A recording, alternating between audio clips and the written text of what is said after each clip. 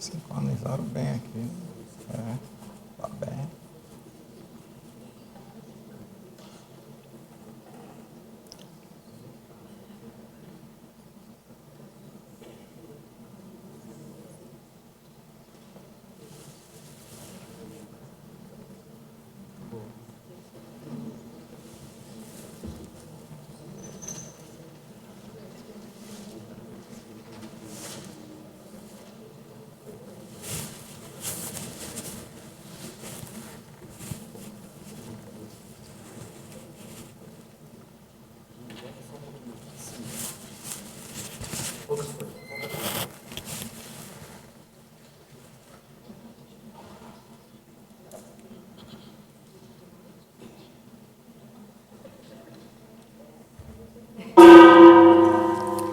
Pessoal, bom dia.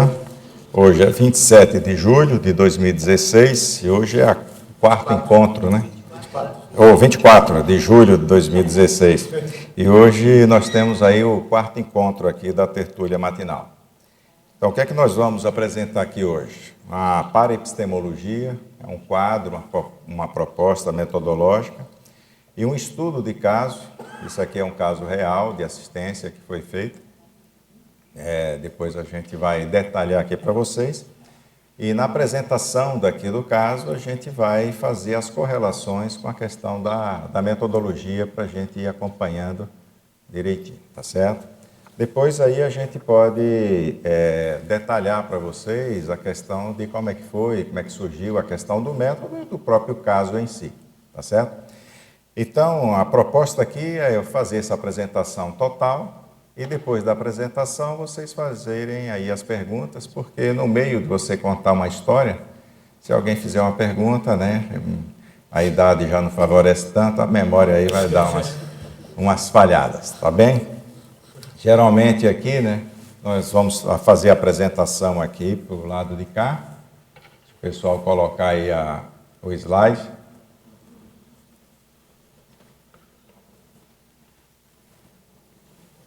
Então, pessoal, nós vamos apresentar aqui a questão aí da paraepistemologia, né? A paraepistemologia está voltado mais à questão da própria, como a gente está fazendo um estudo, uma pesquisa, como a gente está conhecer, né, os aspectos mais multidimensionais. E aí o estudo de caso que nós vamos estar trazendo, e o estudo de caso é um dos métodos, né, que a própria equipe extrafísica pode estar utilizando para esclarecer algumas coisas aí para a gente. Então, vamos apresentar esse quadro sinótico, né, para pesquisístico. Esse quadro aqui foi desenvolvido lá na própria Ectolab, no decorrer das nossas pesquisas. Quem me ajudou aqui muito foi a Neida e a Beth. E depois até nós apresentamos isso aqui para o Valdo, quando ele fez a primeira visita lá, a nossa pesquisa nem era Ectolab ainda, era na pesquisa da dinâmica. Ele pediu para a gente imprimir esse quadro em A3 e deixar para ele, né? Então ele ficou com esse quadro aqui. Vamos lá? Então a primeira coisa que nós temos aí no quadro sinótico é a questão da assistência. Muitas vezes já foi enfocado aqui, né, a importância da assistência e o parapsiquismo decorrente disso. Então nós vamos estar voltando nisso, mas a gente vai estar aqui enfatizando a importância primeiro da pesquisa ou da assistência. Durante a assistência, nós temos aí a parapercepção. Então, o parapsiquismo é uma consequência da própria assistência e a pesquisa vem em terceiro plano, certo? Não dá para a gente fazer uma pesquisa sem você coletar dados. E a coleta de dados aqui é uma coleta de dados em cima, certo, da assistência que é feita. Então, a primeira parte ali é a questão da assistência. Então, em cada etapa dessa principal, nós temos um verbete que ele resume bem e detalha bem isso. Então, quem quiser depois dar uma estudada maior, ela pega o verbete aí e ela vai observando aí a questão do detalhamento. Então, na assistência, o verbete que nós trouxemos é o verbete para a cirurgia. Depois, nós vamos ter aí a parapercepção. Então, a parapercepção ela vai ser uma consequência da própria assistência. E o verbete, para detalhar isso, é o verbete para percepciograma que foi escrito pela Neida, apresentado aqui pela Neida. Depois nós vamos ter a terceira etapa, que é a questão da pesquisa. Aí é que entra a parte mais importante, que é o objetivo da primeira etapa, que é a paraepistemologia. Então, nós vamos entrar aqui na pesquisa, e agora que a gente vai entrar na questão do método, na proposta do método que é feito, pelo menos que se adequa mais aos nossos estudos lá da paracirurgia. Aí, na questão da pesquisa, nós vamos ter a primeira dificuldade, né? Como é que você vai estar estudando algo de parapercepção, onde a parapercepção ela tem um conteúdo muito forte subjetivo. Então, a primeira coisa aqui seria o seguinte: como objetivar, como verificar, como investigar uma parapercepção. Para você fazer isso, você tem que estar dentro de um contexto mais favorável. Então, quando a pessoa está sozinha, ela vai ter mais dificuldade, mas também pode apresentar em grupo, isso fica bem mais fácil. Então, aí é onde nós escrevemos o primeiro verbete que foi apresentado aqui. Na época, se fazia 20 verbetes, se juntava 20 verbetes, era sorteado. O primeiro verbete que foi sorteado foi esse aqui, que era a subjetividade objetiva parapsíquica. Ou seja, como você chegar e depurar os dados subjetivos de uma parapercepção para você estar investigando, para saber se aquilo dali de fato tem alguma realidade ou não. Então, vamos lá. Então, agora nós vamos entrar na questão propriamente dita da metodologia. Ali, eu acho que está lá embaixo, né? Dá para enxergar ali, vamos deixar o segundo slide lá, então está um pouquinho mais baixo ali. Então, primeira coisa que a gente vai fazer uma depuração é aquilo que de fato é pesquisável. Então, se a pessoa ela traz no relatório dela, no relato da percepção, algo que não dá para ser investigado, aquilo dali ele tem um grau de subjetividade enorme, que não é desprezado, mas é muito difícil de ser percebido. Então, o que é que a gente faz? A gente vai depurar no que ele escreve aquilo que de fato dá para ser pesquisado. Isso é que a gente vai separar aquilo que é extremamente subjetivo daquilo que é objetivo. E nós vamos procurar, dentro dessa objetividade que ela traz, alguma evidência, certo? Porque fatos, realidade, você tem que ter evidências que pelo menos aproximem você daquela realidade. Eu acho que, pelo menos na concepção nossa de percepção, a gente chegar na realidade precisa é muito difícil, mas a gente busca, dentro dessas evidenciações, a gente se aproximar ao máximo da realidade. A partir do momento em que você evidencia alguma coisa, que você procura elementos objetivos para se assegurar daquela veracidade, você tenta fundamentar aquilo que você conclui. Então, uma coisa importante que até nós enfatizamos, que só o princípio da descrença fundamentado na experiência, ele não é suficiente. O mais importante é você, depois da sua experiência, você ter critérios de interpretação da sua experiência. É aí onde entra a questão da segurança que você vai ter com a experimentação que você apresenta. É fundamental a experiência, porque se você não tem experiência, você não coleta dados, para depois você interpretar. Mas você também ter a experiência e cada um interpretar uma mesma experiência de forma diferente, isso daí foge uma questão do objetivo. Então, a pessoa passa por uma experiência de quase morte, ela tem um contato com uma consciência, e ela interpreta aquela consciência, é Jesus Cristo, é Deus, certo? O outro interpreta que é Buda, a gente interpreta que é um amparador. Então, cada um vai interpretando da sua forma, em cima de uma mesma experiência, tá certo? Então, a partir do momento em que eu pego uma evidência daquilo, fundamento e concluo, há a possibilidade de eu começar a expandir a ideia que eu tenho sobre alguma coisa. Depois eu vou trazer no estudo de caso como é que é essa expansão da ideia. Então, isso aqui tem um verbete que foi também defendido aqui, que se chama ádito ideativo cosmovisiológico. Ádito vem de acréscimo. Ideativo, que é de alguma ideia que você tinha. Então, você tinha uma ideia antes sobre alguma coisa, e na hora que você começa a observar, através de evidências, outras variáveis que expandem aquilo que você compreendeu, você está colocando os dados de uma visão mais ampla daquilo. Então, você está expandindo a ideia. A partir do momento da expansão da ideia, você pode entrar na heurística, que é uma descoberta. Poxa, se você tinha lá uma ideia e você descobriu um outro elemento que está atrelado àquela ideia, mas você não tinha um conhecimento prévio, você está diante de uma descoberta. É a partir daqui que você vai chegar na VERPOM. São as verdades relativas de ponto. Quando uma pessoa ela tem um processo assistencial diuturno, certo? Aquela TENEPS 24 horas, a pessoa se dedica praticamente a vida dela à assistência. E ela está sempre associada a um processo intelectual de pesquisa da assistência que faz, ela vai entrar no outro grau, que é um grau mais avançado, que aqui a gente tinha como maior exemplo o professor Valdo, que é a questão do epicentrismo tarístico. Você ter essas sequências de descobertas, essas sequências de heurísticas, essas sequências de VERPOM, e você produzir continuamente essas VERPOMs. Isso daqui traz o que se chama de epicentrismo tarístico, ou seja, é a partir daquela pessoa que é produzida e que é apresentada uma série de verdades relativas de ponto. Então, é um verdadeiro fulcro de ideias, que era isso que aqui o professor Valdo era o maior exemplo.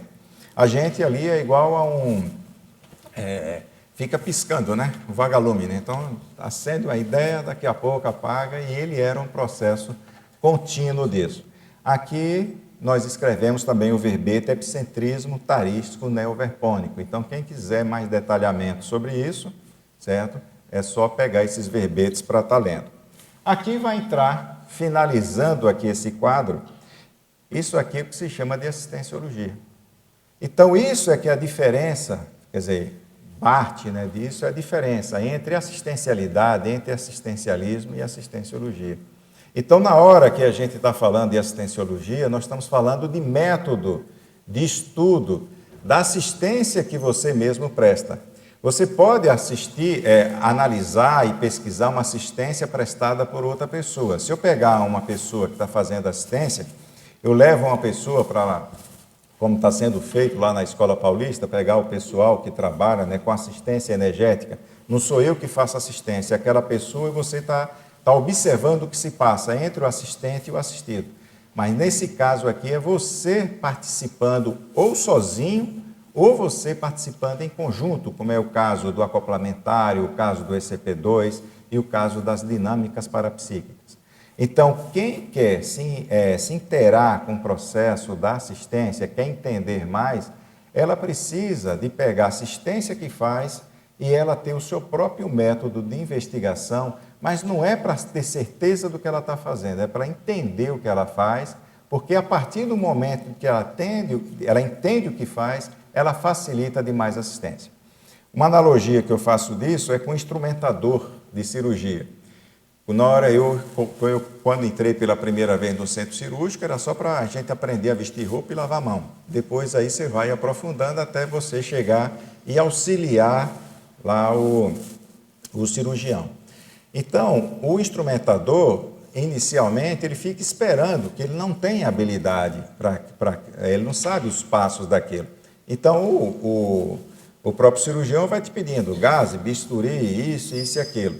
De tanto você aprender aquilo, ele não pede mais, você já entrega na mão, ele só estende a mão e pega aquilo que você vai dar. Então, uma pessoa que entende da assistência que faz, ela facilita, ela catalisa a questão da própria assistência. E a proposta que é feita de curso intermissivo é a gente se dedicar ao processo da assistenciologia.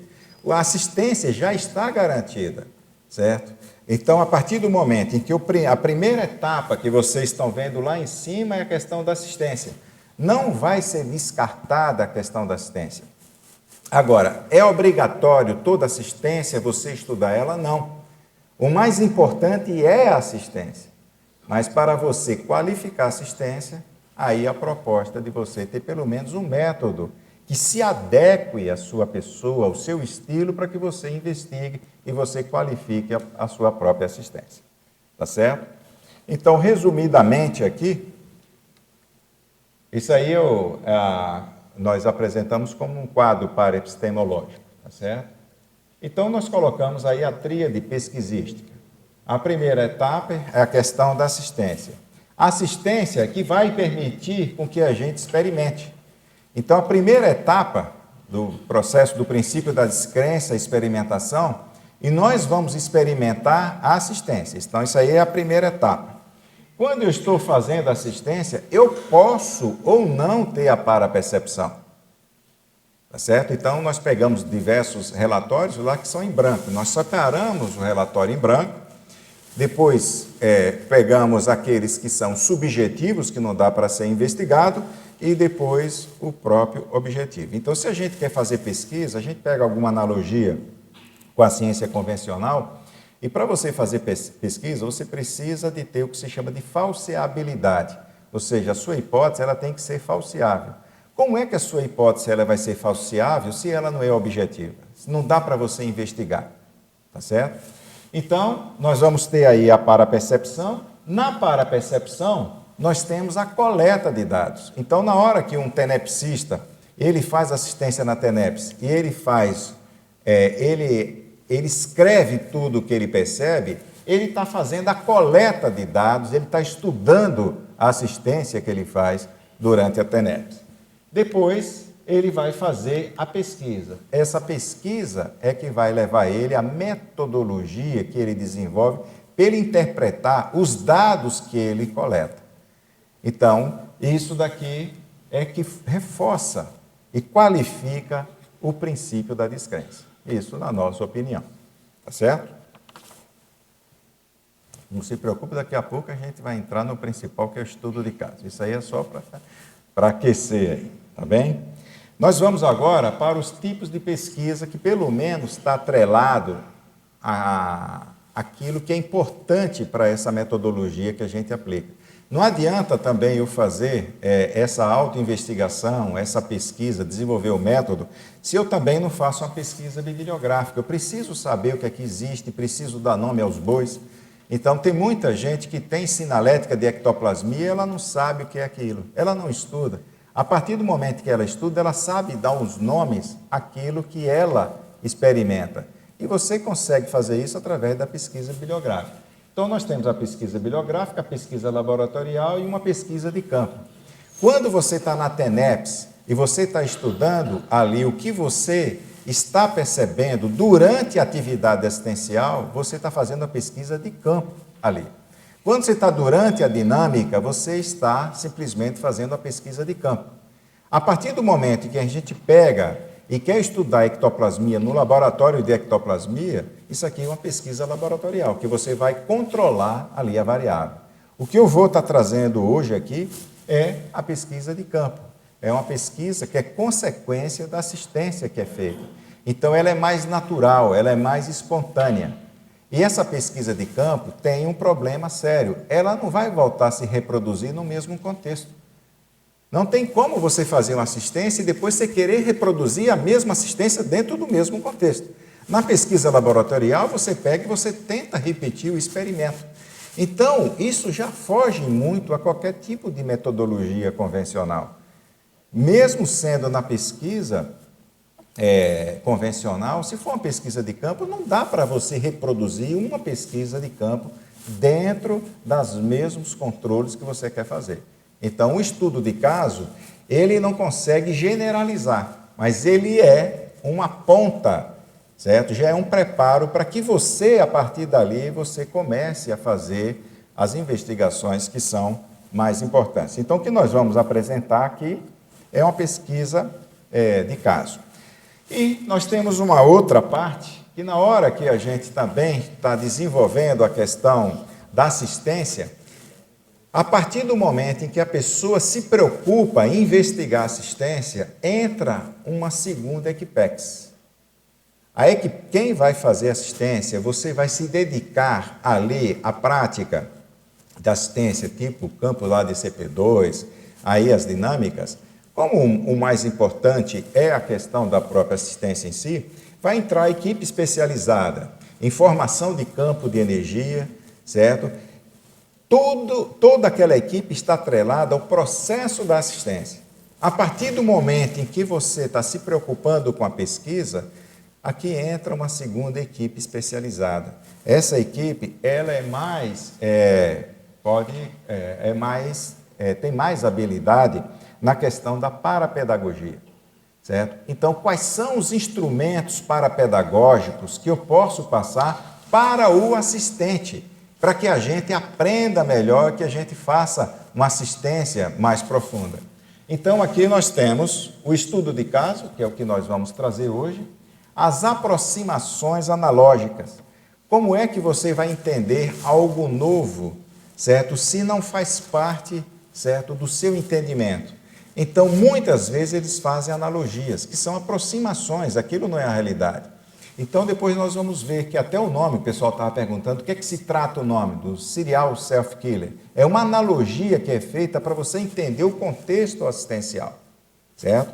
E a outra coisa é a vivência assistencial.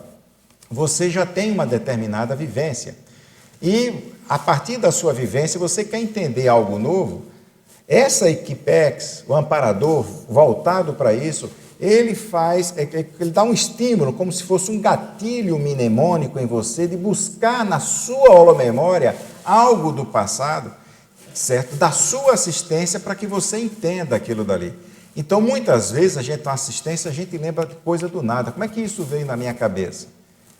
Isso aqui pode ser uma técnica parapedagógica para que você entenda, para que reforce. Então, esses gatilhos mnemônicos são muito utilizados enquanto técnica parapedagógica para que a gente entenda melhor algo novo que a gente está fazendo.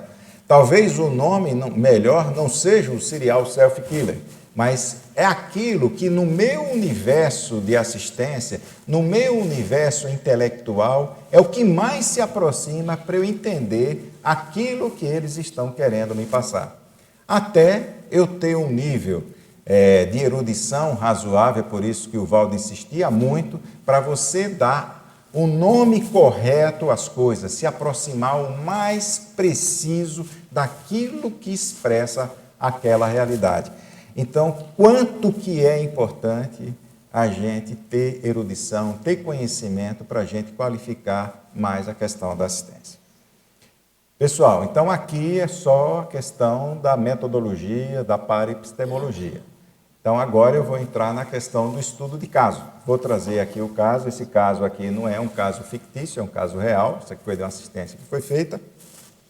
Então, eu vou trazer a questão da assistência e vocês vão ver a parte que corresponde à assistência e a parte que corresponde à assistenciologia. Eu trouxe esse caso aqui, queria trazer até um caso um pouco mais leve aqui para a gente, mas esse caso aqui é o que mais trouxe de informações dentro de uma assistência só.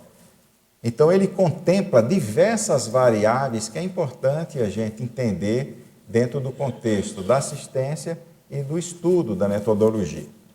Então, vou trazer aqui o estudo de caso. Então, eu fui dar um curso.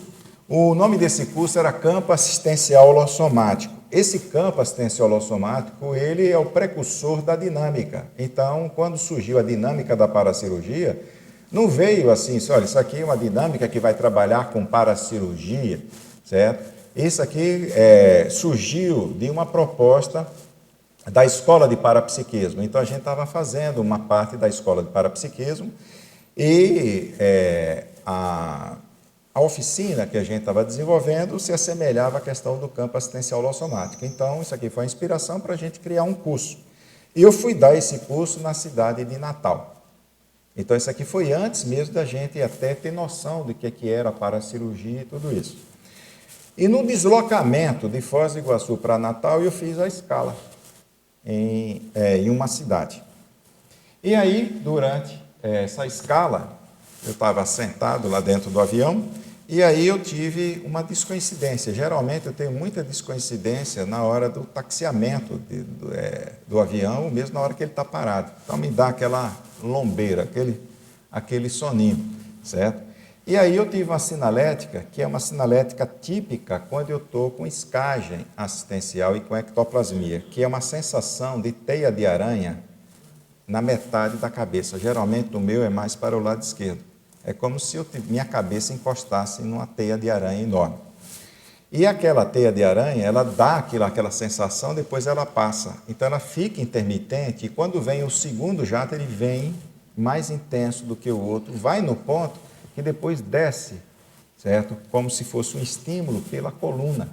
Na hora que eu tenho só a teia de aranha, certo? Que eu sinto e é muito rápido, eu já sei que é um processo de escagem, mas quando tem essa sequência de você ter diversas descargas intermitentes, chegando a descer esse estímulo elétrico pela raiz da coluna, aí eu disse, aqui realmente eu estou no acoplamento mais intenso. Essa pesquisa eu já tinha, que era de autopesquisa de sinalética. Tem um livro daí da Sandra Tornieri que fala da sinalética. Na hora que eu tenho uma sinalética, isso aqui simplesmente é uma percepção totalmente subjetiva. Eu não tenho mais elementos para investigar isso. Mas a partir do momento em que eu tive isso, eu tive uma clarividência. Estava com os olhos fechados, por causa daquela sonolência, e uma mulher na minha frente com os pulsos cortados. Então, aí eu já tenho o segundo elemento. Eu tive a sinalética e tive a clarividência. Então, nessa clarividência, eu tenho elementos mais objetivos. Isso aqui dá para, pelo menos, ser pesquisável, dá para ser investigado. A partir do momento que você tem isso, associado a isso, como se fosse já instantâneo, vem os insights. Então, você tem ali a sinalética, você tem a clarividência e, ao mesmo tempo, começa a vir insight, quase que imediato. O primeiro insight que veio foi você está com escagem para o curso. No primeiro momento, eu estava pensando que era escagem por causa do local de pessoas que estavam entrando. Olha, você está escado para levar para o curso. Tudo bem, estou indo para o curso e tal, mas também é subjetivo, não tem um elemento a mais. Agora, aí você tem o segundo insight. Isso tem relação com o aluno dessa cidade que provavelmente vai ser participante do curso. Aí dá para investigar. Tá certo? E você está levando uma consciência que é suicida, que cortou os pulsos. Então, aí você tem dois elementos que são investigáveis. Então, eu tenho uma parte subjetiva, que é a escagem ali do curso, e tenho dois dados objetivos que dá para chegar a investigar. Então, isso aqui tudo é antes de eu chegar no curso, tá certo? Então, vamos observar aqui como é que eu posso estar fazendo, certo? Eu não posso, escagem de consciência para o curso está muito subjetivo, mas como é que eu posso investigar se tem a relação de um aluno daquela cidade aonde eu tive aquilo, aonde eu tive essa sinalética, lá no curso? É só pegar a lista de alunos do curso e ver se tem aluno daquela cidade, e a cidade é distante. Então, é muito raro. Se eu estivesse dando um curso em São Paulo, tem aluno do Rio de Janeiro, tudo bem. Mas você está lá no canto e aqui do outro. Então, tinha 2 alunos dessa cidade lá no curso. Eu digo, então, aqui tem um dado que eu já estou investigando se a minha percepção começa a ter algum tipo de relação. Aí, eu fiquei o seguinte, se a consciência suicida cortou os pulsos, como é que eu vou investigar isso? Vamos observar se durante o campo, algum outro aluno, certo? Disse, olha, eu observei na assistência uma consciência suicida assim, assim, assim. A minha subjetividade, eu não contando para ninguém, eu não induzo a pessoa a ter as parapercepções. Então, eu espero naturalmente que elas me informem. Então, se eu tiver essa subjetividade, tem uma outra pessoa que também teve a coisa subjetiva, isso daqui se chama intersubjetividade. E dentro de ciência, isso é aceito. Então, esses dados intersubjetivos, eles podem ser considerados como dados objetivos, pode ser considerado como parte de evidência. Tá certo? Então é por isso que a gente peneira também lá nas nossas observações aquilo que são subjetivos, mas que pessoas diferentes observaram aquilo. Se for mais de dois, então essa intersubjetividade ela vai se tornando uma evidência mais forte. Vamos agora para o curso, né? Isso aqui foi antes do curso, né? Então eu fui lá, chequei, realmente tinha aluno, tá certo? E agora vamos lá durante o curso. O curso era dividido em 4 campos de instalação de campo de energia. No segundo campo eu estou lá atendendo e eu lembrei, quer dizer, eu não estava pensando ali na hora e lembrei do ocorrido. Na hora que eu lembrei do ocorrido, isso daqui é aquela história do gatilho mnemônico. Lembrar da assistência que você fez. Mas fui eu que percebi, fui eu que lembrei, continua subjetivo. Tá certo? E fiquei esperando ali durante todos os 4 campos para saber se se ia aparecer alguma coisa de algum aluno falando alguma coisa. A única coisa que apareceu no 4 campos foi eu ter lembrado e na hora da lembrança eu ter novamente sinalética de ectoplasmia. A única suspeita é que talvez aquela consciência estivesse sendo atendida. Aí eu fui lá tem a parte final, que é a parte do debate. Aí eu cheguei e disse, não, eu vou investigar. Como é que eu vou investigar? Vou procurar os 2 alunos que vieram daquela cidade e vou perguntar se ela tem alguma ligação com esse tipo de contexto de suicídio dessa forma. Foi o que eu fiz. Cheguei mais cedo, porque a gente almoça e vai para lá para fazer o fechamento, né, para ter o debate final. Cheguei mais cedo e fiquei esperando. O primeiro aluno daquela cidade que apareceu, aí eu cheguei e perguntei para pessoas, tem algum conhecido, algum vizinho, algum amigo, certo, que você assistiu, teve conhecimento do suicídio cortando os pulsos? Ele chegou e disse, olha, isso é a razão de eu estar no curso. Eu tenho, de fato, eu vim para o curso por causa disso, para tentar ajudar uma pessoa. E a pessoa chorou e tomou banho de energia, aqueles negócios todos. Então, nesse caso aí, você é extremamente objetivo. Aí você já saiu da objetividade, você está chancelando. Então, isso aí é uma evidência inquestionável. Então, a assistência foi feita. Eu cheguei para a pessoa e disse, olha, a assistência foi feita, chamei ela e contei tudo, ela ficou super satisfeita. Agora, a pessoa que era consciente, tentou, não aconteceu aquilo. Essa pessoa também estava em paralelo em uma outra assistência e ela recebeu a informação de que ela foi tirada as consciências dela daquilo. Então, essa pessoa estava no campo, a outra pessoa estava lá em outro. Depois ela falou e aí nós fomos comunicando depois para saber o desencadear daquela assistência. Então, aí está chancelado a questão da assistência. Então, a assistência de fato foi feita. Agora nós temos o prolongamento para a gente entender a assistenciologia. Então, praticamente acabou ali, né? Olha, foi assistida, depois eu estou pedindo na hora que eu terminar, tá bom? Só para dar sequência. Então, o Marcelo aqui é o primeirão, viu? Que está pedindo aqui. Então, pessoal, vamos agora ver o segmento que teve essa questão desse caso aqui. Agora em projeção. Então, durante a noite, eu tive uma projeção e eu estava num local. Era um ambiente, parecia uma elipse. Nessa elipse, a impressão que me dava, que eu estava sozinho, não estava entendendo onde é que eu estava, eu ficava observando o ambiente. É como se tivesse um diâmetro maior, que a elipse é como se fosse um ovo. Você tem um diâmetro menor e tem um diâmetro maior. É como se o diâmetro maior tivesse uma dimensão mais ou menos ali de 3 metros. Um ambiente de penumbra, temperatura neutra, você não sente frio nem calor, certo? Ruído zero, como se estivesse num ambiente totalmente acústico, protegido. E a sensação de estar sentado. Eu não via que eu estava sentado, eu tinha a sensação de eu estar numa poltrona reclinada. E a memória começou a ativar. Então, lembrança do caso em detalhes. Então, eu comecei naquele ambiente extrafísico projetado de lembrar do primeiro momento da assistência, ou seja, da escagem até a conversa lá com a pessoa. Isso é que se chama de quê? De gatilho mnemônico, mais uma vez. Então é como se repassasse na minha cabeça aquilo para que eu lembrasse do fato. Aí veio a ideia de eu estar numa câmara de reflexão. Que aquele ambiente que eu estava era uma câmara de reflexão. E que o estudo de caso ali era uma apresentação puramente ideativa. Não tinha ninguém me apresentando o caso. Eu pensando no caso, refletindo sobre o caso, é como se eu tivesse respostas para aquilo que eu perguntava e para aquilo que eu pensava. Então era um estilo de diálogo interno. Semelhante, o estudo de caso é como se fosse estudo de caso clínico, certo?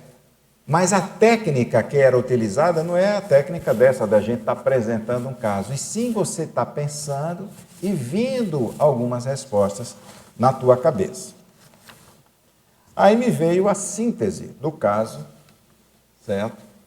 Então, essa consciex era portadora de depressão profunda, que já era uma consciex, estava parapsicótica e ela estava fixada no momento decisório do suicídio.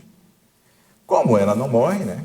A consciência não morre, ao acoplar com outra consim, ela repetia o ato, induzindo a consim também ao suicídio da mesma forma.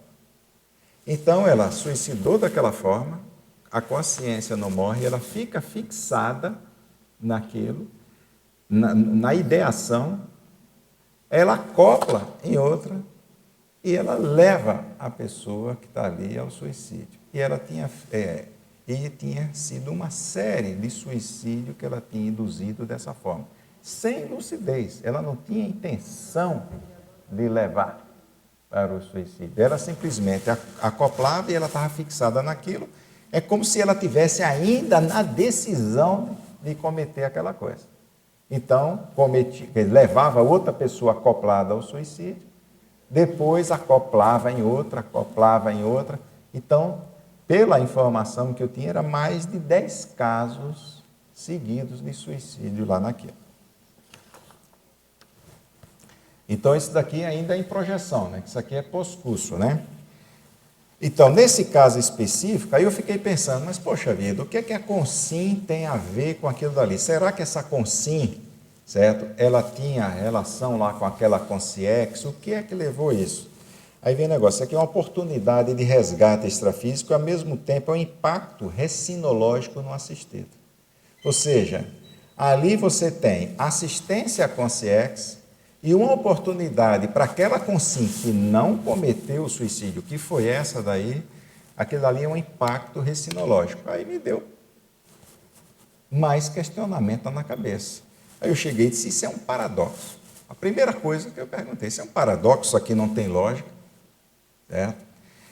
Aí eu cheguei, como é que uma pessoa que está numa situação difícil e aquilo dali ela tem um potencial de recim e vai assistir uma consciex numa extrema patologia? Isso aqui é extremamente arriscado, certo? A única resposta que eu tive é o seguinte, paradoxos solapam convicções. Isso é a ideia que eles passaram na minha cabeça. Mentes estreitas não assimilam contradições. Então, eles passam isso em forma de mega pensene trivocabular. Eu comecei a dar importância ao que o Valdo falava de síntese pensênica, que isso facilita demais a comunicação extrafísica. E de pensatas, que você resume, certo? Processo de comunicação, a ideia, você resume numa pensata, e aquilo mais estreito é a questão do mega pensene trivocabular. E o recado era para que eu estava cheio de apriorismo e nenhuma pessoa que quer ser qualquer tipo de cientista, ela vai conseguir fazer qualquer pesquisa se ela for fixada em processos a priori. Então, para a gente entrar no processo desse, a gente tem que quebrar muito a resistência que a gente tem de ideias pré-estabelecidas. A gente tem que estar aberto para ideias novas. Embora, até hoje, eu não entenda, certo, a importância, que técnica recinológica é essa. A única coisa que me passaram de informação foi isso. E a pessoa, de fato, que eu conheci depois dessa pessoa, fez uma recim violenta. Mas eu não sei o detalhamento disso. Então, mostra que a gente ainda tem uma limitação enorme de entender algumas coisas que é ligada à questão de assistência. Então, isso aqui é um caso típico de interassistência, certo? Mas é complexo, né? Uma interassistência num contexto desse. Daqui a pouco a gente entra aí, por favor. Só um minutinho, senão a gente... Tá joia? Então, aqui, olha, nós temos aí a questão da paradidática, né? Então, eles simplesmente mostraram o seguinte: o que é um serial killer? É aquele que mata em sequência. Esse daqui matou em sequência através de indução do suicídio. Então, por analogia, eles me passaram isso aqui para você entender. Isso aqui é uma espécie de serial self-killer, aquela consciência. Mesmo sem intenção daquilo, simplesmente ela está produzindo aquilo em série, numa sequência. A parapatologia aqui da consciência é a fixação mnemônica no trauma. Então, muitas vezes, nós tivemos situações em que você tem uma parapercepção, você percebe uma consciência e você acaba tendo um insight do que é que aquela consciência, qual é o problema central daquela consciência, certo? Então, eles trouxeram mais uma vez uma questão de gatilho mnemônico. Eles me lembraram do filme O Feitiço do Tempo, para mostrar como era o estado daquela consciência. Então, uma repetição. Exatamente isso, o Dia da Marmota. Eu não lembrava mais do filme O Feitiço no Tempo. Feitiço do Tempo. Então, tudo isso serve se você tem conteúdo cultural, é utilizado de tudo que você tem dentro do seu universo para você entender aquilo. E o paradiagnóstico?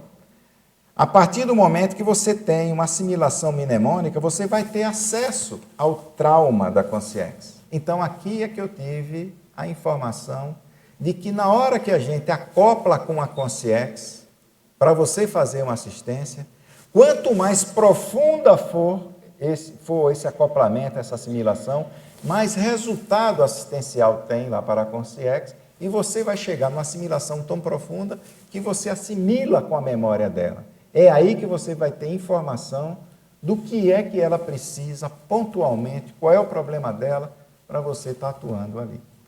Certo? Então, aí foi que veio o conceito de assimilação mnemônica. Então, aqui, como é que é feito, então, essa transmissão de pensamento, desse diálogo transmental que foi utilizado para as consciências para passar isso para mim?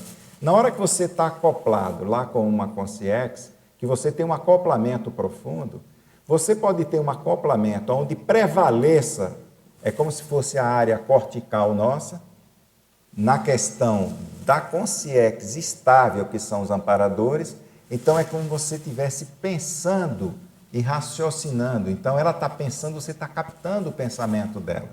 Só que não é um pensamento contínuo, né? Para você ter a sua lucidez e você entender, aquilo dá e sai. Então, é por isso que tem que ser coisas rápidas, certo? Com ideias curtas para você entender o negócio maior.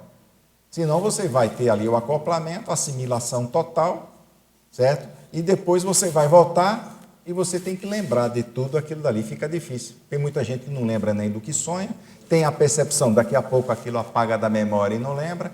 Então, essas técnicas é para utilizar as nossas deficiências desta dimensão. Então, essa assimilação córtico do nosso córtex, paracortical, porque a consciência tem paracórtex, certo? Então, ela está fazendo essa transmissão mental através dessa assimilação. E os pré-requisitos que são adequados para você chegar a isso? Você desenvolver o que se chama de assimilação profunda, você ter um questionamento, né, pesquisístico assistencial, então aquela curiosidade que você precisa ter, certo? Não é uma curiosidade patológica, e sim uma curiosidade de você entender. Então é por isso que um pesquisador ele tem que ser curioso. Síntese ideativa. Então, procurar ser bastante límpido e sintético no pensamento. memória boa, principalmente memória contextual, erudição e taquipsiquismo. Até a memória contextual eu vou. Erudição e taquipsiquismo eu preciso desenvolver e muito, certo? Eu tenho muita limitação nisso daí. Agora, você imagina para uma pessoa que tem tudo isso, que é o desenvolvimento da mental somática elevada, que era o caso do professor Valdo. Então, para a gente chegar no parapsiquismo dele, a gente tem ainda muito que está aí nos esforçando. Mas, pelo menos, curiosidade, né, homeostática a gente precisa ter. Estou terminando aqui, tá certo? Então, qual foi o aprendizado dentro dessa assistência? O serial self-killer, que importância tem isso? O quanto que é importante a gente atender uma consciência suicida? Para ela evitar o estrago que ela pode fazer, porque ela pode ser usada. Aí depois, lá na frente, eu acho que foi 1 ano, 2 anos depois, eu tive um contato onde eles mostravam como era feito o trabalho de magia negra. Você encosta a consciência patológica lá na outra pessoa, certo? Que por assimilação vai ser induzido o que ele quer. Se você quer chegar e desenvolver um alcoolismo numa pessoa que tem a predisposição, é só você colocar na psicosfera dele uma consciência com aquela mesma patologia. Então, quanto que é importante a gente ter estrutura emocional para atender consciência suicida sem descompensar com isso. A gente está fazendo um grande benefício para as consciências e para esta consciência, para não complicar a situação dela, senão, quer dizer, o processo de nascer com alteração, problema psiquiátrico seríssimo, é enorme. Segundo, a fixação mnemônica traumática. Qual é a importância dessa fixação mnemônica? Você ter ali, é o foco terapêutico. Então, na hora que você vai assistir uma pessoa, você precisa ter um foco. Tem tanta coisa que a gente precisa assistir, mas o que é o prioritário? É aquele trauma que a consciência está. Então, na hora que você tem um problema, você tem que ir no foco de tudo que é problema que a gente tem, qual é o prioritário? Então, na assistência, a gente vai direto lá no ponto. A noção de assimilação mnemônica, que eu não tinha noção disso, então, para mim, né, certo? Foi um entendimento a mais, certo? Foi um hádito ideativo, para mim foi uma verpom.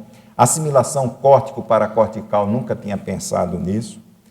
E também o processo paraepistemológico, o método. Então, eles me deram um banho, certo? Na prática, do que era uma proposta de método, que depois a gente foi desenvolvendo. Como viabilizar o conhecimento? Então, nesse contexto, essa metodologia, mas cada um pode desenvolver um tipo de metodologia. E também essas técnicas paradidáticas, certo? A questão toda de você ter o gatilho mnemônico e a questão de estudo de caso como uma técnica. Eu nunca tinha pensado em estudo de caso como uma técnica. Agora, por que para mim se aplica bem? Porque, como na minha profissão, o que mais a gente tinha era estudo de caso. Então, fica mais fácil para mim entender daquela forma. Tá certo? Então, vou trazer aqui um resumo.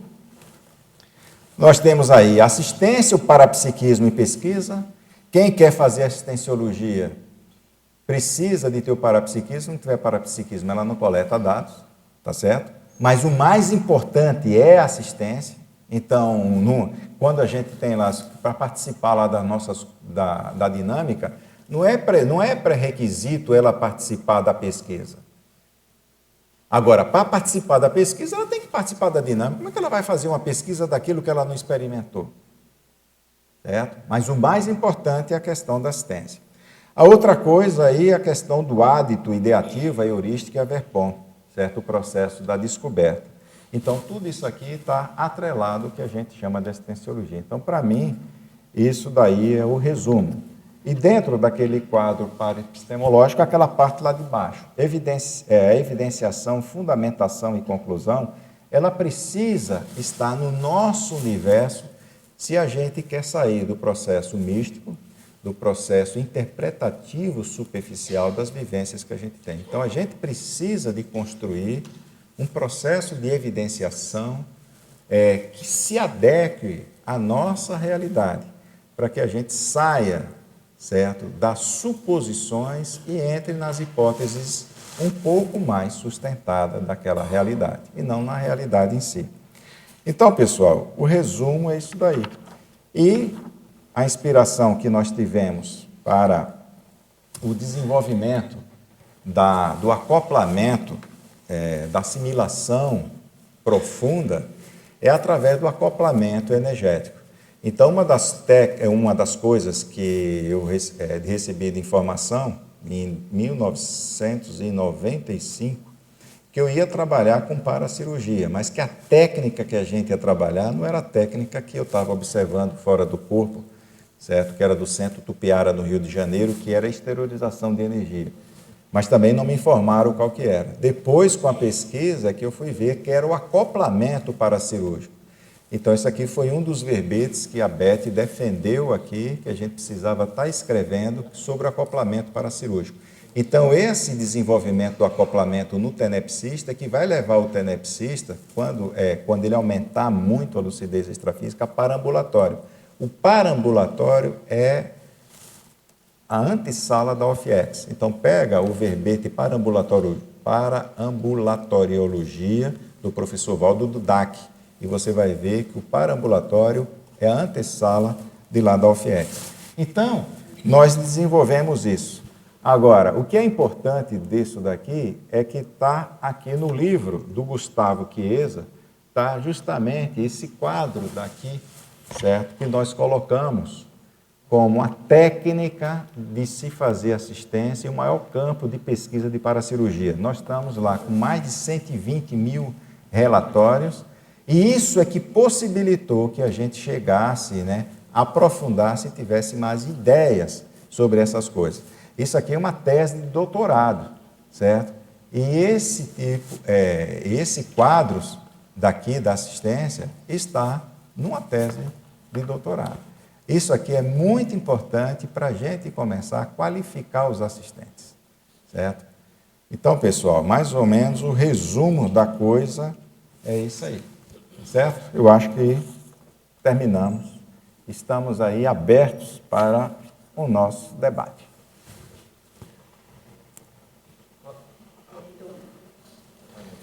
Nós vamos aqui à ordem das perguntas. Então, primeiro é o Marcelo. Fernando, você falou que você teve aquela clarividência, né? Viu uma figura com os pulsos. E você tem hipótese de que essa figura é a consciência que estava assediando a pessoa? Ou que abaixo?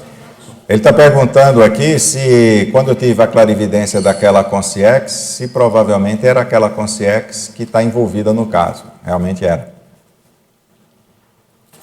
Agora, o caso, em si, a gente não tem dúvida, porque o caso, você foi atrás das coisas, você achou ali, que você, de fato, tinha um aluno no curso, foi o primeiro dado, e quando você foi atrás do aluno, ele tinha o caso, e era a razão dele ter ido para aquele curso. Eu perguntei porque, se acontecesse comigo, visse um paravisual feminino com o pulso cortado, eu ia perguntar se era esse o caso com a pessoa. Não sendo o caso, eu já ia descartar.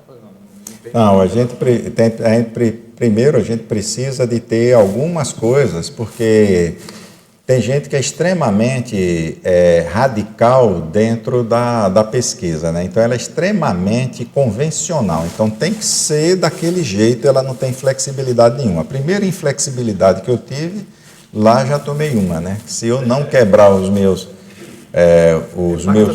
Exatamente. Então, ali serviu até para assistência para mim. Então, na hora que eu pensei no paradoxo, já tomei uma paradoxada, certo? Para flexibilizar a cabeça dura. Agora, o que é que a gente tem? Tem pessoas que é extremamente mística. Então, a pessoa mística, ela vê símbolo em tudo. Então, se um jarro caiu, desenhou uma coisa, é uma mensagem do universo para ela. E agora também tem o outro lado. Então, enquanto você não tiver o pingo centralizado no I, aquilo não serve de evidência para nada. Então, são dois extremos que a gente tem que evitar. Marcelo, você está falando do primeiro fenômeno dele? Quando ele falou que o avião estava taxiando, ele teve uma coincidência e uma... A clarividência. Posso complementar? Quem manda aqui, é o pessoal.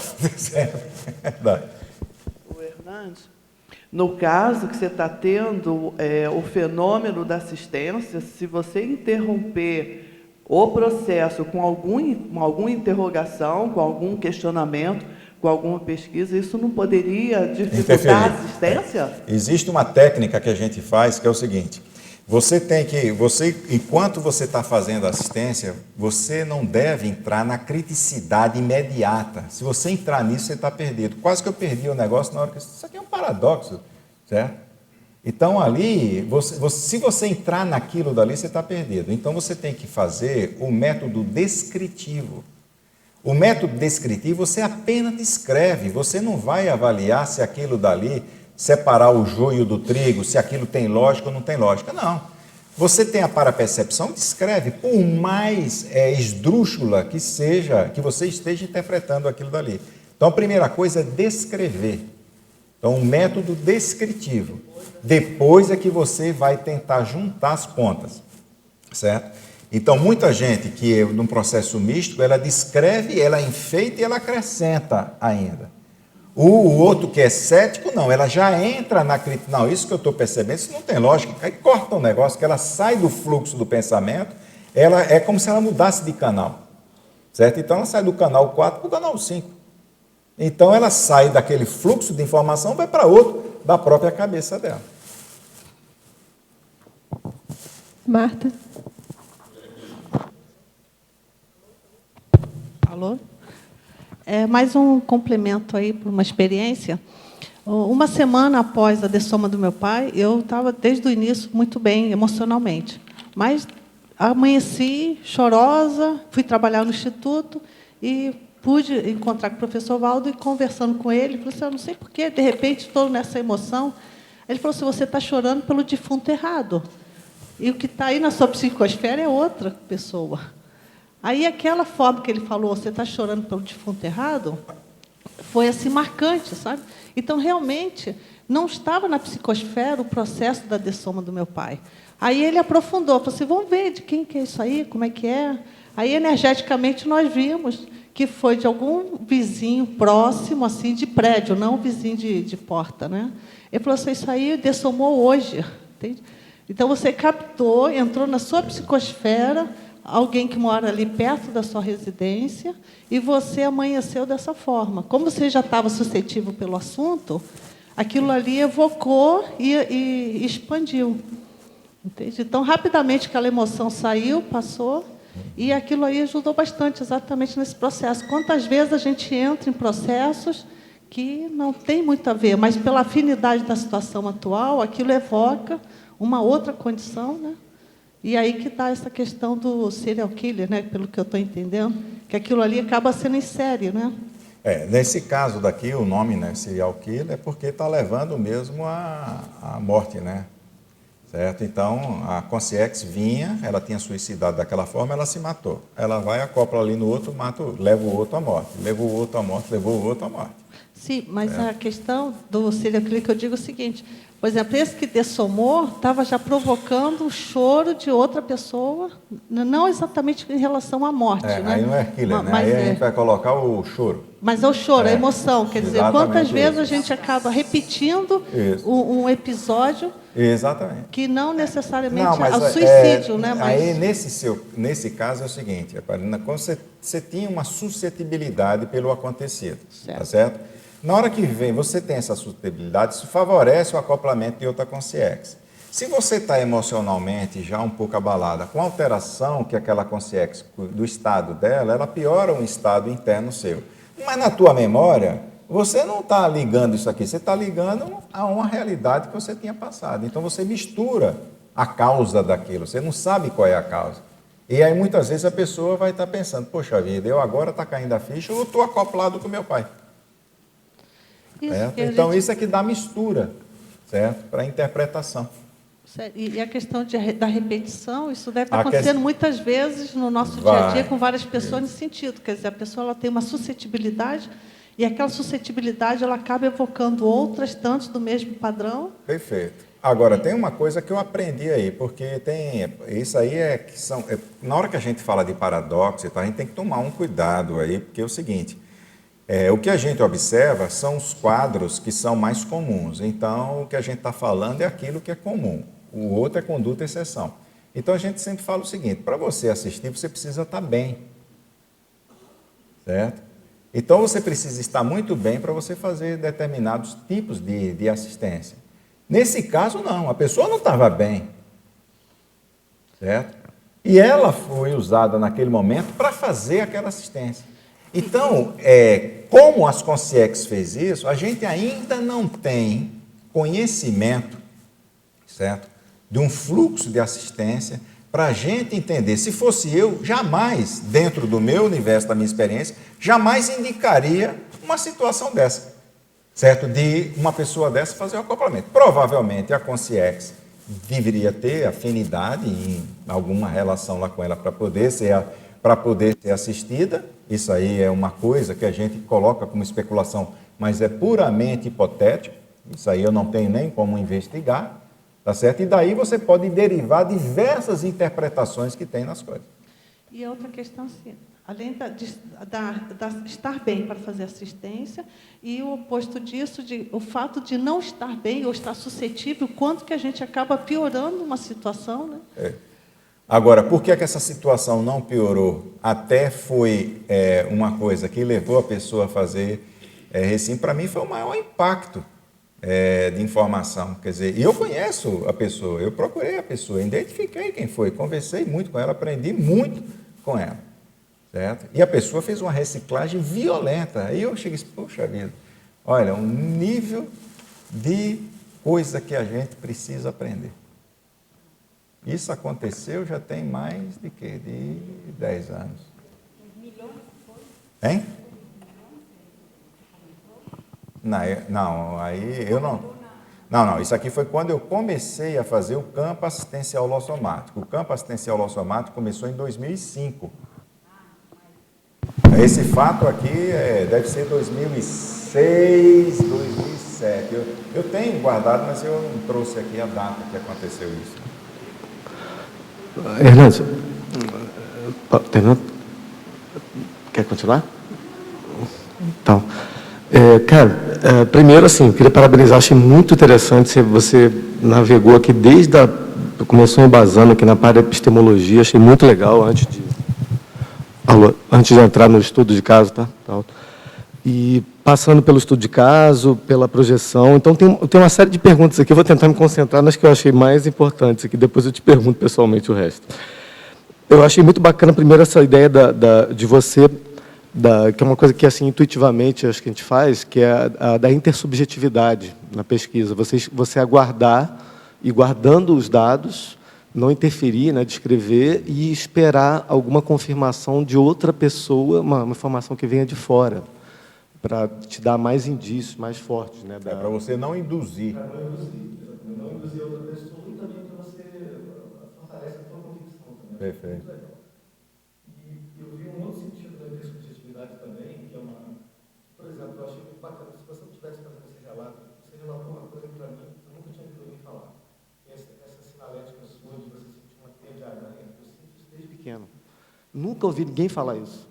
E, de certa forma, você expondo também isso aqui nessa reunião aqui, é uma coisa que, para mim, é marcante. Eu queria conversar com você. Então, é outra faceta também da gente trocar essa experiência. Olha, vamos aproveitar, né, o aspecto didático sobre o negócio da teia de aranha. Né? Esse livro aqui traz isso. Depois eu vou te deixar aqui para você dar uma lida. Sério? O negócio da teia de aranha aqui, deixa eu ver.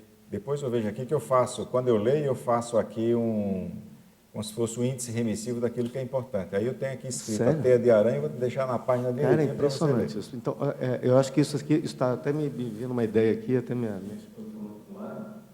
Como eu acho que é importante, às vezes, talvez a gente ter esse tipo agora de fórum, que são pessoas, assim, com experiências talvez mais próximas da gente, no teu caso, bem mais alto do que eu, né? Mas uma coisa que eu nunca tinha ouvido falar. Essa teia de aranha, eu sempre anotei isso daí. Eu tenho anotado diversas vezes, que é uma possível assimilação, né?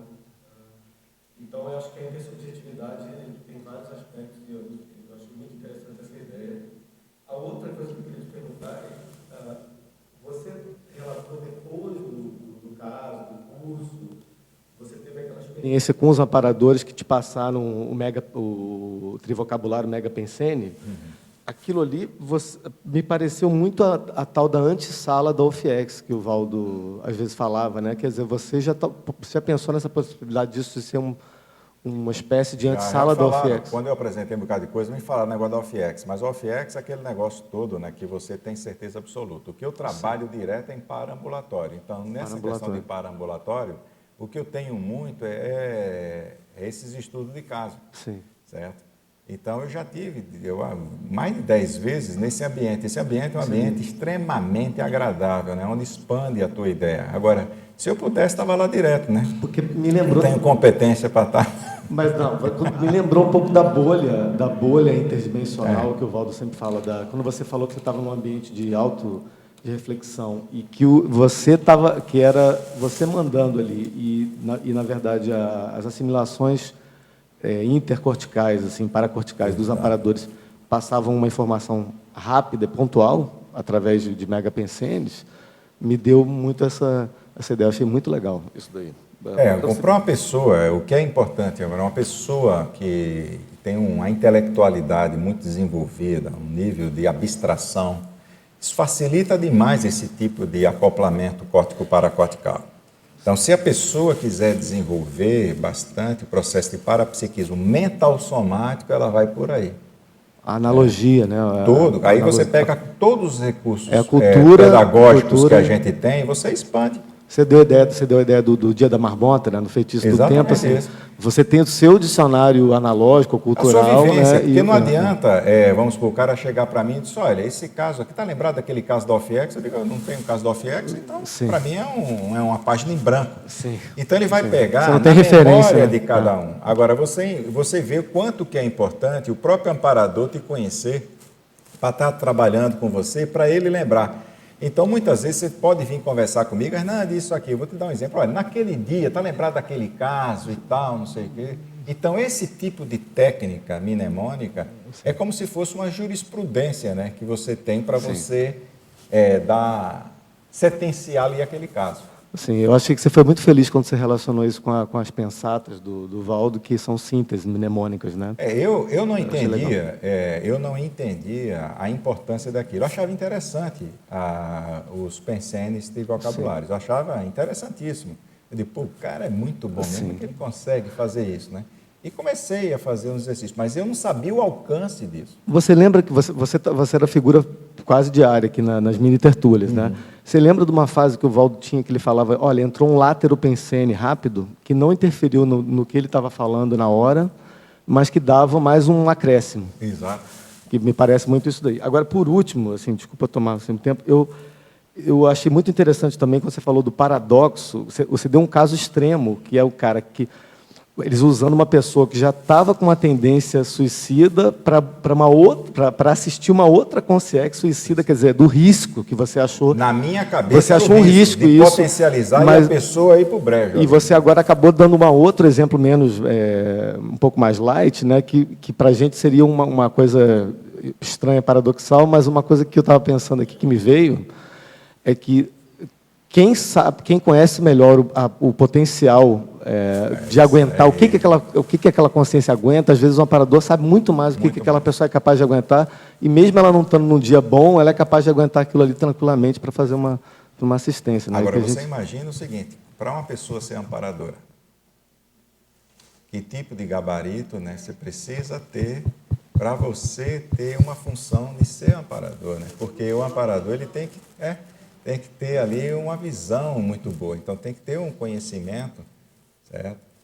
Agora, o orientador evolutivo é um amparador grupal, né? Então, ele não tem um conhecimento específico, ele tem um conhecimento de todo o grupo, de cada peça e a inter-relação que ele tem. É muita coisa, certo? Então, é um nível de evolução, de estrutura mental somática muito elevado. Então, essa associação de ideias é uma coisa importantíssima para a gente sair, para você sair de um patamar e entender um outro.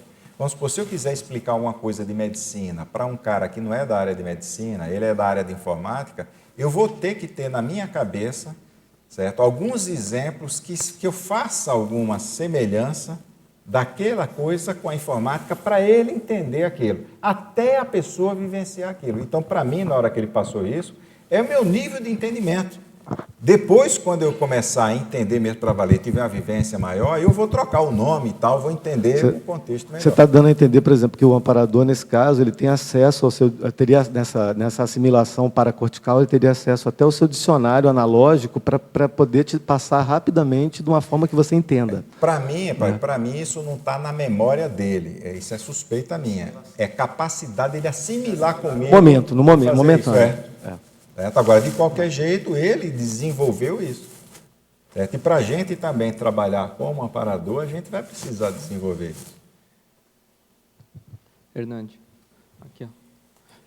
Eu fiquei com uma questão que eu queria te perguntar, assim, você até falou um pouco da manipulação que tem, assim, de consex patológicas, né, por outros grupos na questão da magia negra. Você depois associou isso, né? Você estudou alguma coisa, tem outros casos desse tipo de manipulação e de assistência para as consex que fazem a manipulação de outras consex? Por exemplo, no caso, a pessoa suicida que levou outras pessoas a fazer o suicídio, ela não tinha lucidez daquele processo que ela estava causando. Mas podia ter, talvez, o consex mega assediadores, talvez, assediadores então, que manipulavam aquela consex. Se você ler o verbete que eu escrevi, exílio terapêutico, essas consciex, elas são resgatadas, elas vão ser isoladas. Exílio terapêutico, isso aí foi uma das coisas que eu também percebi de consciex que eram levadas, certo? Que eram isoladas. Eu fiz até comparações. Como é que você pega uma pessoa e você vai isolar a pessoa para benefício dela mesma? Então, uma pessoa que ela tem um sistema imunológico muito baixo, você faz o isolamento dela, você coloca ela numa bolha, que daria para proteger ela. Então, isso aí é um exemplo. Uma criança, quer dizer, um recém-nascido, está com um problema sério, você vai para a incubadora. A incubadora nada mais é do que fazer um exíliozinho ali para o próprio feto, para o recém-nato, certo? E você tem diversas coisas. Antigamente, uma pessoa que pegava pneumonia, certo? Ou tuberculose, né, ia se isolar. Certo? Então, tinha diversos tipos de isolamento para a parte médica. Então, existe também isolamento, na parte de psiquiatria teve muito, né? Questão de isolamento, esses sanatórios, essas coisas todas. Extrafisicamente também tem isolamento para essas consciências. No caso, esse isolamento seria para essa consex terapêutico. Esse isolamento terapêutico seria para a consex que tinha se suicidado. Patológica que promove isso. Então, muitas vezes, no caso, vamos supor assim, desse tipo, na hora que está ali, para você conseguir pegar a consciex e resgatar essa consciex, ela precisa de ter algum nível de acoplamento com alguém, e naquele momento é produzido as circunstâncias para aquilo, você tira a consciex dali e você isola aquela consciex. E aí você vai fazer todo o procedimento terapêutico para aquela consciex. Uhum. A primeira coisa é acalmar a consciex. Então, muitas vezes, ela fica como se fosse anestesiada extrafisicamente, como se estivesse em coma induzido. Eu estou falando isso, estou fazendo analogia com o que eu conheço para que as pessoas entendam. Uhum. Tá. Mas, assim, em relação a equipes de assediadores, por exemplo, que enquanto a pessoa não está isolada, essa consciex ali, ela está gerando aquele efeito, uma assistência para algum grupo que faça a manipulação dessas consciex patológicas. Você teve alguma percepção nesse sentido? Claro que deve existir, né? Mas tem o seguinte, se o controle disso assim conseguir ser total, não existia muito a questão de assédio. Certo? Agora, de qualquer jeito, é o seguinte, se isola essa consciex, se eu não faço a minha reciclagem igual essa pessoa fez, daqui a pouco vem outra. Uhum. Certo? Então, você tem a questão da consciex, mas você também tem o campo favorável para aquilo. Se você chegou e pegou uma infecção por falta de higiene, e você tomou antibiótico, se você continuar sem higiene, você vai pegar outra infecção por outra bactéria. Uhum. Então, é por isso que tem que ter os dois lados da coisa. Beleza. Lauísa? Bom, eu gostei bastante da apresentação, foi bem didática para mim. Eu queria perguntar algumas questões aqui que eu elaborei. Bom, primeiro, falando do tipo de pesquisa de campo, eu percebi duas possibilidades para ser estudadas, né? Quando você disse no estudo de caso, ele vai depender de diversas fontes de coleta. Você elencou ali sinalética, clarividência, insight, a projeção, para surgir um conhecimento. O segundo ponto, o estudo de fenômenos específicos, como a sinalética, que você exemplificou da teia de aranha, que precisa de diversas experiências repetidas para se chegar a um conhecimento para assistência, né? No caso dos dois. Só que no início da sua fala, você falou que tem situações que não dão para ser pesquisadas. Para o tipo de pesquisa de campo, quais seriam as situações que não dão para ser pesquisadas? São essas que não têm nem repetições e nem quantidades de fontes diferentes? São questões isoladas? Não, não é que... Quando eu falo que não dá para ser pesquisada, isso significa que é uma limitação que a gente tem. Vamos supor, na hora que eu pego uma coisa extremamente subjetiva, que só eu percebi, certo? Eu preciso de ter uma segurança enorme para alguns elementos que eu me sinta tranquilo que aquilo dali que eu percebi, de fato, seja real. Então, vamos supor, um desenvolvimento de sinalética. Não tem como eu chegar para você e dizer, não, essa sua sinalética é assim, assim, assim. É você que vai desenvolver isso. Então, como é que a pessoa vai fazer isso? É extremamente subjetivo, mas dá para se investigar percepções subjetivas. A metodologia é uma. Agora, para eu me assegurar do jeito que sobre esse caso, eu tinha que ter coisa objetiva. Porque senão eu ia estar trazendo aqui suposição. Eu disse, olha, tem isso, tem. Então, tem coisas aqui que ainda está na área de suposição. Mas de tanto você fazer pesquisa com coisas concretas, com coisas objetivas, você vai tendo segurança para suas percepções subjetivas. Então, na hora que você tiver uma sinalética, que você já pesquisou ela, você não vai agora de novo estar pesquisando ela. Você já tem segurança do que se trata. Certo? Acho que isso me passa a cabeça, acho que a importância do fortalecimento do grupo. Que esses fenômenos em grupo dá para ter uma certeza. Favorece mais, isso aí. Porque um conhecimento você chega. Tem muita gente que faz o PROEP nosso, que é o Programa de Estimulação Parapsíquica. A pessoa chega lá e escreve que ela não percebe nada. Ela vai para a dinâmica e na hora que ela vai relatar, ela relatou uma coisa totalmente subjetiva para ela, que ela percebeu no outro. Aí o outro chega, né, na hora do debate, chegou e disse, não, eu tenho isso mesmo. Isso aconteceu assim, assim, assim, assim. Então, para aquela pessoa, se ela não tiver uma contraparte lá do outro, no universo dela, ela não tem como investigar. Certo? Então, é por isso que a parte grupal favorece. São duas coisas aí que é muito importante. A primeira, que é mais importante, é que o grupo potencializa a formação do campo. Então, é por isso que um campo de ECP2, aí se fazia uma analogia, uma comparação, uma TENEPS grupal. Não existe TENEPS grupal, a TENEPS é individual. Mas para você entender um curso de ECP2, na hora que o professor Valdo trazia explicação na abertura, era de uma TENEPS grupal. Então, em grupo, a gente potencializa campo de energia e potencializa a questão da assistência. E, ao mesmo tempo, a sua investigação fica mais rica porque você tem como trocar informações e verificar se a sua informação ela tem um pouco mais de precisão ou não. Certo? Então, tem pessoas que acham que só existe autopesquisa. Você tem condições de fazer heteropesquisas, certo? Com parapsiquismo. E você vai se assegurando daquilo dali e você vai pegando dados que são muito importantes. Agora, mesmo na autopesquisa, a pessoa tem que ter metodologia de autopesquisa.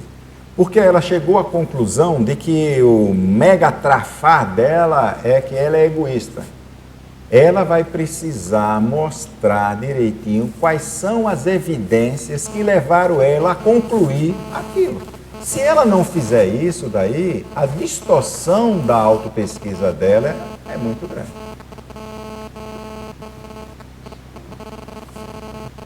Isso me deixa assim bem instigada, porque em pesquisa você trabalhar subjetividade e objetividade, colocar um método que dê conta das duas coisas, é muito desafiador. Assim, tem que ter muito critério para fazer. A Mariana aqui, olha, se quiser falar um pouquinho, a Mariana tem experiência com o negócio de pesquisa subjetiva e está nos ajudando agora um bocado.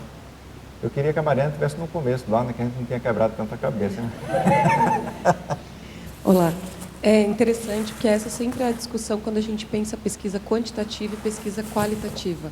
Então, num primeiro momento onde realmente a gente tinha muita dificuldade de inserir a pesquisa qualitativa, por ela estudar fenômenos, questões dentro da vida de um indivíduo específico, história de vida. Então, existe metodologias específicas da pesquisa qualitativa que ainda sofrem bastante na academia, sem ter nenhuma relação com parapercepção, só de ser algo que aquele indivíduo fala por si. Eu sou dessa área, né, de ciências sociais, e sei dessa dificuldade, por isso que me instiga tanto.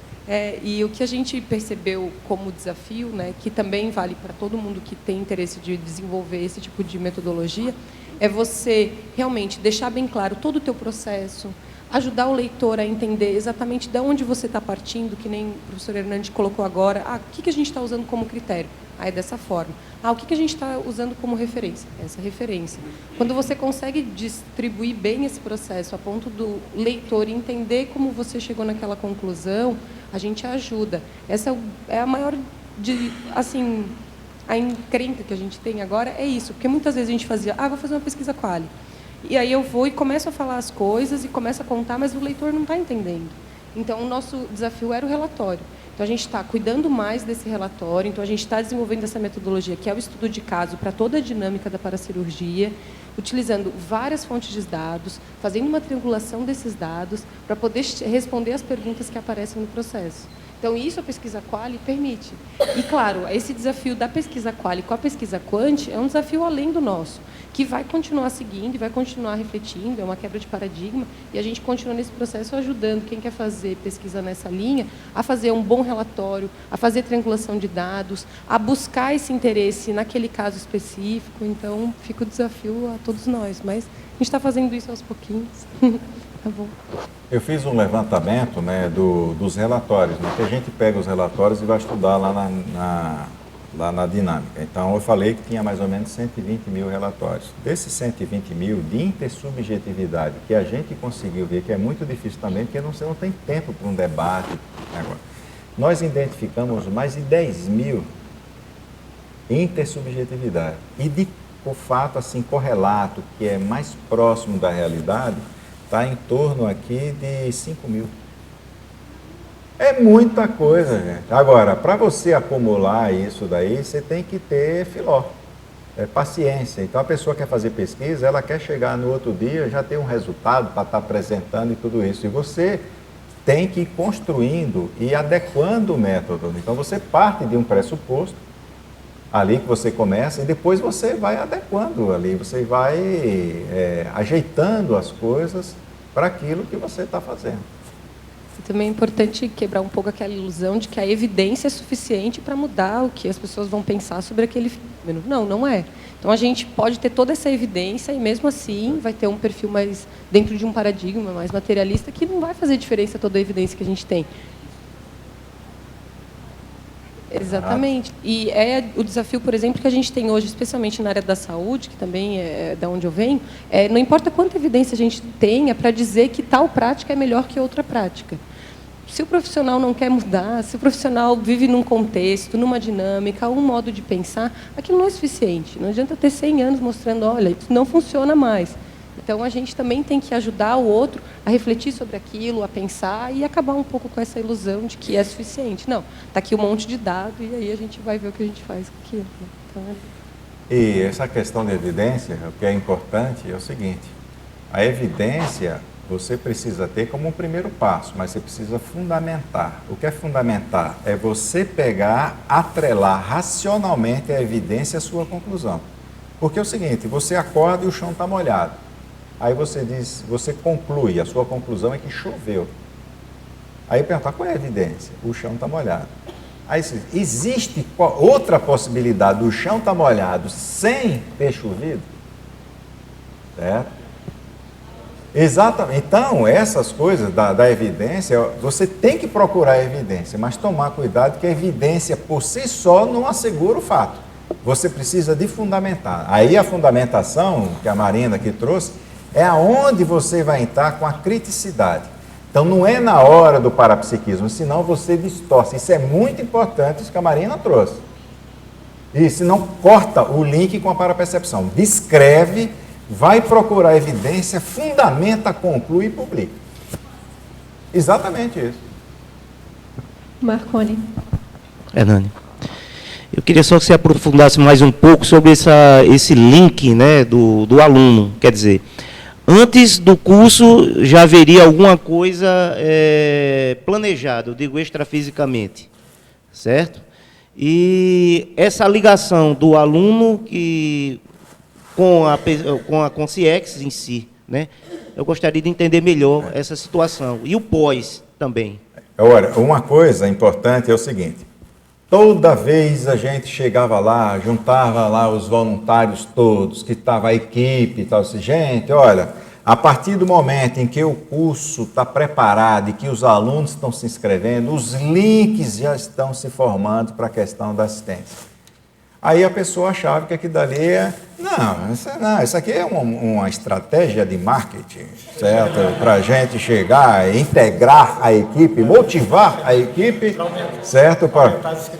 Então, o que você está trazendo, certo? Você só está alertando para uma coisa. Antes do curso acontecer, certo? Estava no caminho do curso e já estava atrelado ali, certo? A questão da assistência. Quanto é importante a pessoa se antecipar para aquilo, a conexão com o aluno e principalmente com a equipe intrafísica que vai fazer aquilo. Então, muitas vezes um professor está escalado para ECP1, está escalado para ECP2, está escalado para qualquer tipo de curso, não é só esses cursos um pouco mais avançados. E a pessoa não tem noção da responsabilidade dela perante aquilo que está lá. Agora, como é que um amparador vai investir no desenvolvimento parapsíquico e nas dicas multidimensionais para uma pessoa que ainda não caiu a ficha da responsabilidade dela para aquilo dali? Certo? Então, isso que o Marconi está trazendo aqui, isso serve, né, pelo menos, mostrar na prática, né, o link que existe entre o aluno, certo? O curso, a equipe toda, que é importante naquele trabalho para ser feita uma assistência. A pessoa acha que o único papel da assistência é do EPICOM. Ser recepcionista, isso é coisa... certo? Rastaquera que não está ao nível dela. Então, só continuando. Aí, a ligação, no caso, do aluno com você, não é isso? Com a Consciex, porque existe aí um contexto bem mais amplo, eu percebo assim, perfeito. Entendeu? Do vínculo, da reciclagem.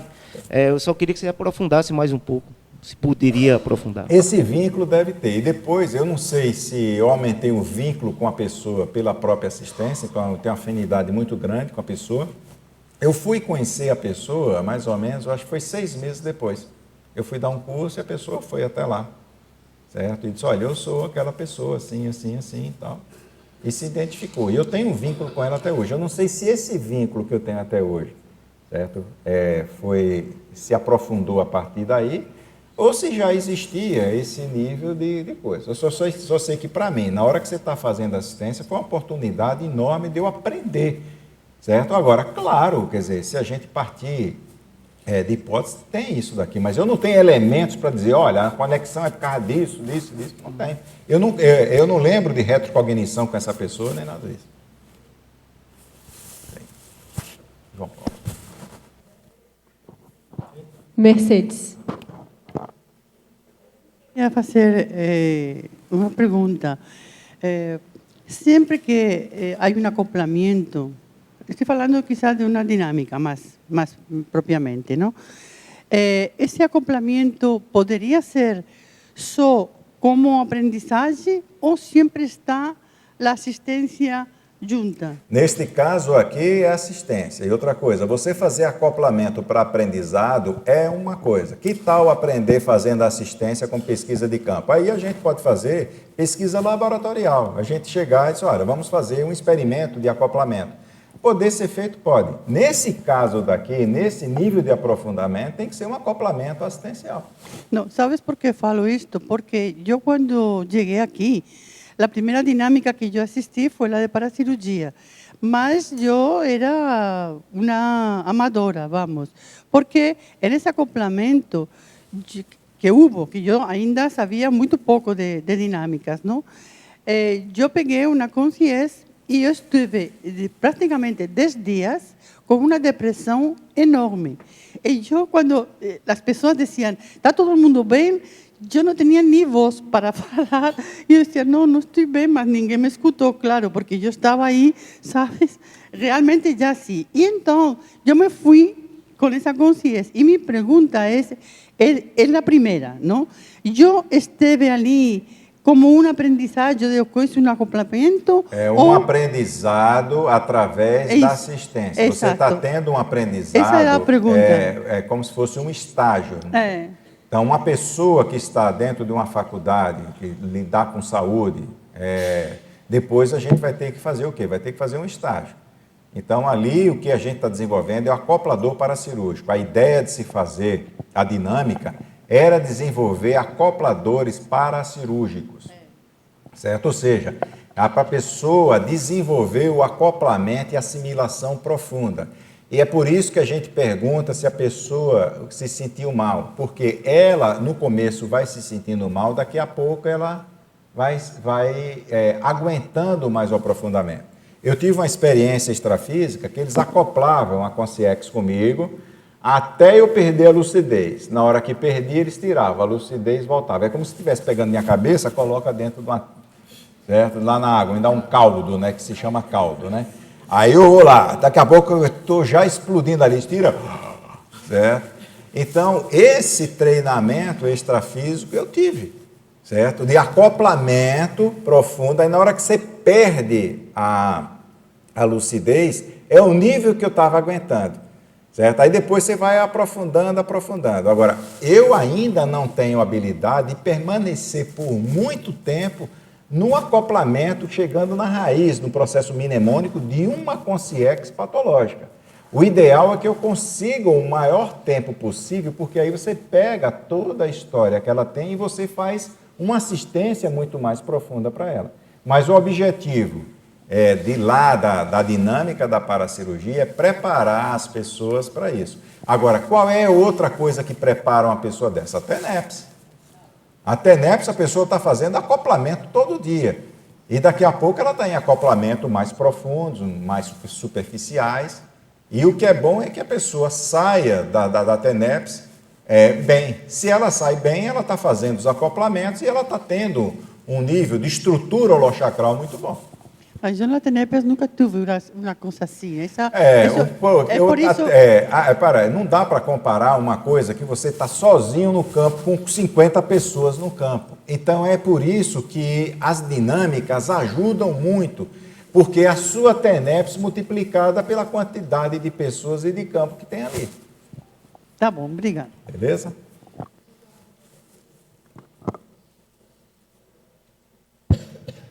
Aproveitando só entrando nessa questão dela, mesmo no laboratório de ectoplasmia, quando a gente faz experimento controlado, dentro de um protocolo, o relato das pessoas é que trazem Concierge para a pessoa assistir ali na poltrona. Exatamente. Quer dizer, mesmo a questão educacional, os amparadores não perdem nenhuma oportunidade, né? Da pessoa estar lá disposta para isso, né? Perfeito. Eu estava pensando, Hernandes, no paradoxo que você falou de trazer uma pessoa suicida junto de um suicida, né? E ter o risco dos dois caírem juntos, né?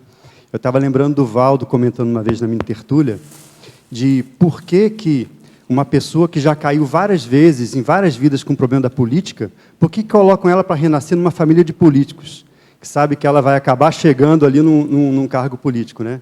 E a resposta dele é que justamente o grupo de assistência que ele tem que fazer, de interassistência, está ali naquele meio, não tem como fugir, né? Perfeito. E as pessoas que caem juntas têm que se reerguer juntas também. Não tem como ser diferente. Aí eu faço a pergunta, né? Por que é que a Dinâmica e Ectolab, ela tem como inauguração dia 14 de julho? Não tem nada a ver com a França, né? muita coincidência. Ainda aparece uma consciex que trabalha extrafisicamente, que é o Gustavo Geller, né? O Gustavo Geller, a data de soma dele, ele morreu em Varsóvia, e ele estava com todo o material de pesquisa de ectoplasmia. Foi no dia 14 de julho que ele morreu. Certo? Então, aí a gente também precisa de ver, né? Quer dizer, na hora que você está numa situação dessa, daí de assistência, qual é o público-alvo da sua assistência? Certo? Isso é muito importante. Eu não sei, Hernani, se você já levantou alguma correlação entre ectoplasmia e suicídio. Olha, o que é bom da ectoplasmia é que ela dá uma carga de energia na pessoa que é extremamente favorável para aumentar a lucidez da pessoa, certo? Agora, por outro lado, existe uma pesquisa na psicologia que mostra que alguns remédios induzem, quer dizer, pode potencializar a questão de suicídio por aumentar a energia, que a pessoa só está precisando da energia para aquilo. Então, você tem os dois lados da coisa. O que eu sei é que durante uma fase que eu comecei no ECP2, eu passava atendendo o processo de suicídio direto. Era um atrás do outro. Eu tive não sei quantos casos agora que eu estou estudando, que é de uso de droga, de maconha, levando a pessoa a ter problema cerebral, né, desencadeando na pessoa algum traço esquizofrênico, e a partir daí a pessoa ter suicídio. Então, as consciex fazem isso porque, na hora que você pega um jovem, certo, e esse jovem dessoma, então ele como se ele rompesse. Eu faço uma comparação com a bexiga. A bexiga novinha, cheia, na hora que você fura ela, sai muito. Se você deixar ela ficar velha, né, ela fica meio murchinha, ela faz...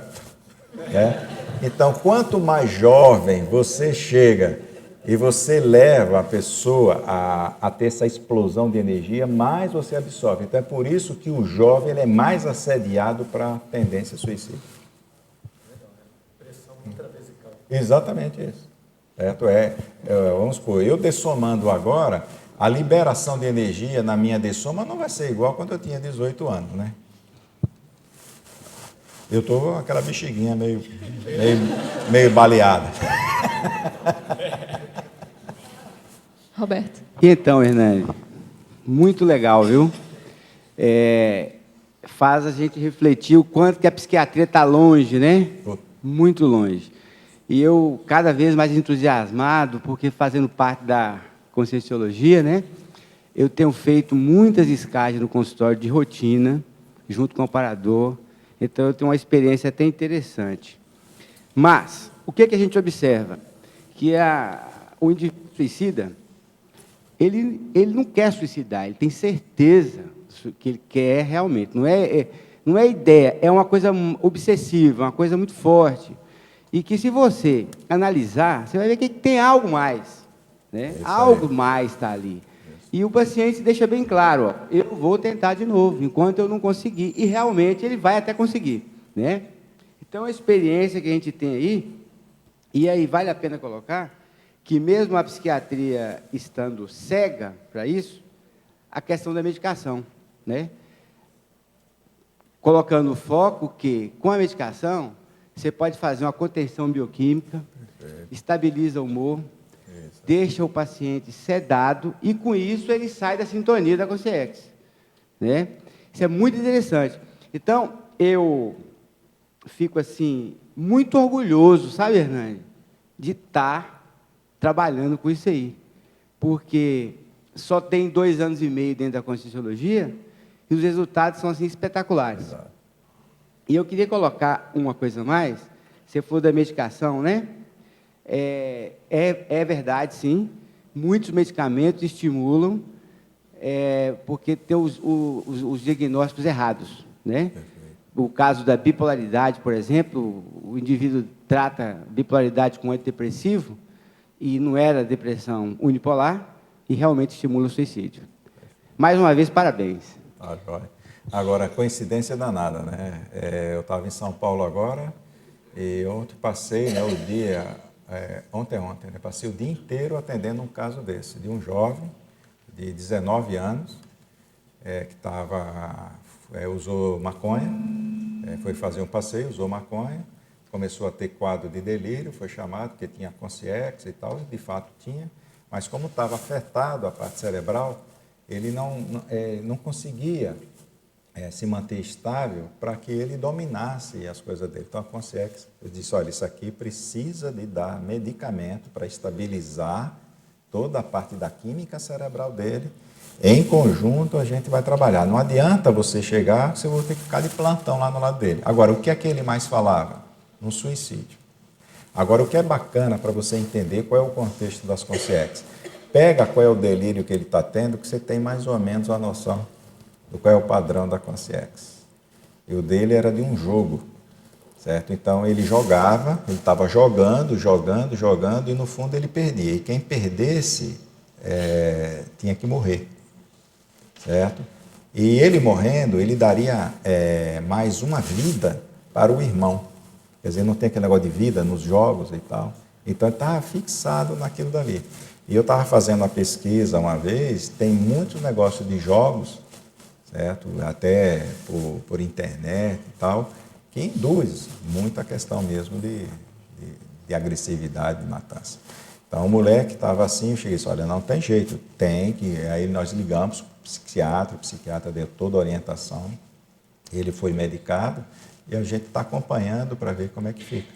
Então, não tem como, você tem que entrar com medicamento e, ao mesmo tempo, aqui trabalhar com a parte de energia, a parte de assistência multidimensional, para depois, na hora que ele estiver estável, você entrar com um esclarecimento maior para a coisa. E aí entra a psicoterapia, né? Exatamente. E de preferência a consciência-terapia. De preferência, né? Porque senão aí quem vai pagar o pato, a depender do que seja, é a mãe, né? Porque a mãe foi repressora, a mãe foi isso, a mãe foi aquilo, então a mãe é a maior droga do mundo. Fátima. Olá, professor. Aqui. Vou fazer uma pergunta para você que eu não fiz para o professor Valdo há uns 13, 14 anos atrás. Então, eu era voluntária no Holociclo e sempre não, mas foram umas 3 ou 4 vezes que eu, na hora que estava entrando no Holociclo, o professor Valdo me chamava e dizia assim, você está com acabou de suicidar um homem-bomba e está todo estraçalhado e está aqui com você na sua psicosfera. A pergunta é uma pergunta que eu, por muito tempo, assim, fiquei... Por que essas consciências suicidas vinham para a minha psicosfera? Tem a ver com esse processo meu, árabe, identificação de outras vidas? Olha, aí eu vou partir para uma questão de teoria, tá certo? Porque aí eu precisaria estar estudando. Agora, claro que o seu holopensene está ligado com aonde se manifesta muito, no ambiente se manifesta muito essas coisas. Certo? Então, dentro desse holopensene, você que está ligado a esse tipo de holopensene é a pessoa mais favorável para poder fazer assistência. Isso é a questão de se fazer rapport. Tem muita gente que interpreta rapport como uma coisa patológica, só fazer rapport pela patologia. Rapport, muitas vezes, é construído pela competência assistencial e a ligação que a gente tem com a pessoa. Quem é a pessoa mais competente para poder fazer aquela assistência? Então, a competência assistencial, a autoridade assistencial é que favorece demais a questão do rapport. Não adianta eu ter o rapport dentro de um contexto holopensênico se eu não tenho estrutura para fazer assistência. Certo? Então, muita gente reclama de processo de família, disso, o que é que eu estou fazendo? Será que essa interprisão não é competência de assistência? Então, uma vez eu vi uma pessoa que me chamou em São Paulo, eles são muito ricos, de São Paulo, totalmente estável, e tinha um menino que teve um problema mental, 18 anos de idade, que só trazia problema para a família. Certo? E a família tinha uma estrutura muito grande, preparou tudo para aquilo dali. Aí chegou assim, mas por que é que nós é que temos que assistir? Então a pessoa só pensa que ela está assistindo por estar pagando alguma coisa. Como é que você vai pegar uma consim que renasceu dessa forma, Qual é a melhor situação assistencial para ela, se ela tem condições, dentro do histórico dela, de ser assistida? Um ambiente mais estável. Dentro do ambiente mais estável, você vai procurar as pessoas que, de fato, tiveram uma relação direta com ela, mas não é que tem culpa no cartório em relação àquilo. Sempre a gente está pensando por um viés. A gente tem que pensar no viés como um todo. Claro que tem interprisões muito fortes, mas nós temos muito mais interprisões assistenciais, ou seja, interprisões por responsabilidades e competências assistenciais. Isso é que é mais importante. Peraí, pega o microfone, por favor.